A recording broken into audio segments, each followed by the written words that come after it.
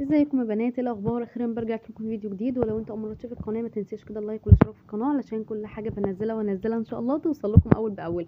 وجاي لكم النهارده بقى بفيديو بصوا قنبله الموسم ده بقى في يوم من الايام وانت قاعده كده وخلاص بقى نويتي ان انت تعملي اكل ما شاء الله، والنشاط كده جه وجوزك خلاص بقى يعني خلاص كده قرب يجي ومفيش وقت خالص، وللاسف فجاه لقيتي كده الانبوبه ايه يعني خلصت. نعمل ايه الحل؟ هل نقعد بقى من غير اكل وجوزك يزعل منك ويقول لك ما عملتيش اكل ليه وما صرفتيش ليه؟ لا احنا شطار قوي، يلا كده روحي كده على الفرن الكهربائي ولا الميكرويف بتاعك اعملي الاكله السهله ديت، وبصوا شهيه ولذيذه ومشبعه جدا جدا وهتقضي الغرض والله. وبصوا هيتبسط منك قوي وهتدعي لي. هتعملي كده ايه يعني مكرونه، واللي هي المكرونه التحمير، وتحطي بقى عليها التوابل بتاعتها ملح وفلفل اسود، وممكن مثلا كان عندي كمان برجر في الفريزر فطلعته وحطيته كده في صينيه، ودهنت بس معلقه سمنه عليه وهو نزل دهون كتير جدا جدا وخد الوش واحمر وبقى احسن ما بيتقلي في الزيت والطاسه والحاجات دي كلها. وطبق السلطه المشكل واحلى عشاء يا امرايا. الف هنا وشفا على قلوبكم، ولو عجبتكم الفكره ما تنسوش اللايك والاشتراك في القناه. سلام.